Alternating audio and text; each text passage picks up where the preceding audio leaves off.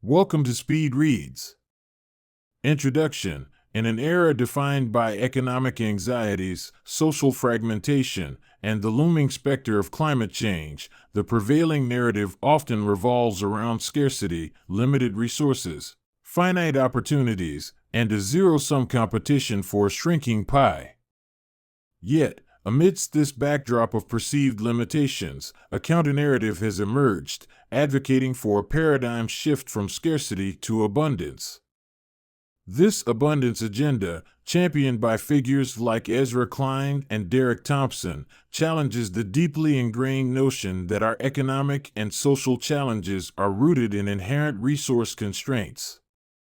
Instead, it posits that artificial barriers, policy failures, and a lack of investment have created a manufactured scarcity, hindering progress and exacerbating inequality. This analysis will delve into the core principles of the abundance agenda, exploring its philosophical underpinnings and its practical policy recommendations. We will examine how this framework proposes to address pressing issues like housing shortages, energy crises, and childcare accessibility, shifting our focus from mere redistribution to the expansion of supply. Furthermore, we will scrutinize the economic and political considerations that underpin this agenda, acknowledging the complexities of implementation and the necessity of building broad-based coalitions. By dissecting the arguments and proposals of Klein and Thompson, we aim to provide a comprehensive understanding of the abundance agenda's potential to reshape our economic and social landscape, fostering a more prosperous, equitable, and sustainable future. This exploration will not only illuminate the theoretical foundations of this approach, but also critically evaluate its feasibility and potential impact in the real world, exploring the tensions between economic theory and political reality. If you made it this far, don't forget to subscribe to our channel. Your support is greatly appreciated. The core principles and philosophy of the abundance agenda, as articulated by Ezra Klein and Derek Thompson, represent a profound shift away from the prevailing scarcity mindset that often dominates economic and political discourse.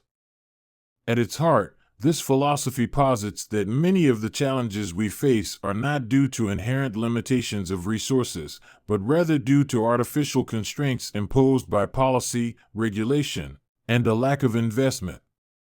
This perspective challenges the deeply ingrained notion that resources are a zero-sum game, where one person's gain inevitably comes at another's expense. Instead, it offers a vision of a dynamic, expanding economy where innovation and well-designed policies can dramatically increase the availability of essential goods and services, benefiting a wider segment of society. For instance, consider the housing crisis in many urban centers. The traditional scarcity mindset would suggest that the limited land available in these areas necessitates fierce competition for existing housing, driving up prices and exacerbating inequality. However, the abundance agenda proposes that zoning reform, which allows for denser construction and streamlined permitting processes, which reduce bureaucratic delays, can significantly increase the supply of housing units, making them more affordable and accessible. This approach recognizes that the scarcity of housing is not an immutable fact of nature, but rather a product of policy choices that can be altered. Similarly, in the realm of energy, the scarcity mindset might lead to a reliance on fossil fuels, with the accompanying environmental consequences, due to perceived limitations in renewable energy sources. The abundance agenda, however, champions massive investments in clean energy technologies such as solar, wind, and geothermal, coupled with grid modernization and permitting reform, to unlock the vast potential of renewable energy. This approach recognizes that the scarcity of clean energy is not a technological inevitability, but rather a matter of insufficient investment and regulatory barriers. Furthermore, the philosophy extends to social services like childcare. The scarcity mindset might accept the high cost and limited availability of childcare as an unavoidable reality. The abundance agenda, conversely, advocates for expanding access to subsidized childcare, increasing the supply of childcare providers through better wages and working conditions, and investing in universal pre-K. This approach acknowledges that the scarcity of affordable childcare is not a natural phenomenon, but rather a policy failure that can be rectified. This philosophical shift is not merely about increasing material abundance, it's also about fostering social cohesion and reducing the corrosive effects of inequality. Scarcity breeds competition and resentment as people compete for limited resources, leading to social conflict and political instability. By ensuring that everyone has access to the basic necessities of life, the abundance agenda aims to create a more harmonious and equitable society where individuals are empowered to reach their full potential. The philosophy also heavily relies on the belief that human ingenuity and technological innovation can work to increase the availability of resources. Instead of accepting the world as it is, it encourages a proactive approach to problem solving. It also encourages the building of broad coalitions of support across different political and social groups. The abundance agenda, as championed by Ezra Klein and Derek Thompson, translates its core philosophical principles into concrete policy recommendations across several key sectors. These policies are designed to address specific bottlenecks and artificial constraints that limit the supply of essential goods and services, thereby fostering a more prosperous and equitable society. In the realm of housing, the agenda advocates for sweeping zoning reforms, challenging the prevalence of single-family zoning that restricts the construction of denser housing options.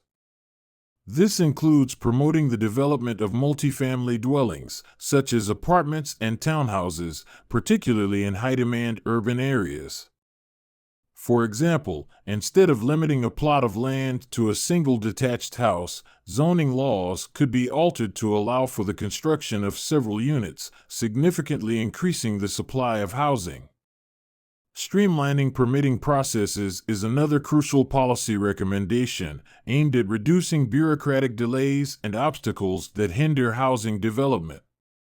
This involves simplifying regulations, expediting approvals, and minimizing red tape, which can significantly reduce the time and cost of construction. Additionally, the agenda calls for increased investment in public housing, providing affordable housing options for low-income families who are often priced out of the private market. In the energy sector, the abundance agenda emphasizes a rapid transition to renewable energy sources. This involves substantial investments in solar, wind, geothermal, and other clean energy technologies, coupled with policies that incentivize their development and deployment. Modernizing the electrical grid is also essential, ensuring that it can accommodate the increasing use of renewable energy and distribute it efficiently. Permitting reform is needed to make the process of building new energy projects faster and more efficient. This involves reducing bureaucratic hurdles and streamlining environmental reviews, which can significantly accelerate the transition to clean energy. In the area of childcare, the agenda focuses on expanding access to affordable, high-quality care. This includes providing substantial subsidies to families to help them afford childcare, particularly for low-income households. Increasing the supply of childcare providers is also crucial, which can be achieved through better wages, improved working conditions, and professional development opportunities. Furthermore, the agenda advocates for universal pre-kindergarten programs, providing free, high-quality early childhood education for all children. Beyond these core sectors, the abundance agenda extends to other essential areas. In food production, it calls for investments in sustainable agriculture, promoting practices that minimize environmental impact and maximize food output. Addressing food waste and improving food distribution systems are also crucial components. In education, the agenda emphasizes increased investment in public education, expanding access to higher education, and promoting vocational training and skills development to equip individuals with the tools they need to succeed in the modern economy. In healthcare, the agenda focuses on expanding access to affordable care, improving the supply of healthcare providers, and lowering the cost of prescription drugs. This includes the building of new medical facilities and the expansion of existing ones.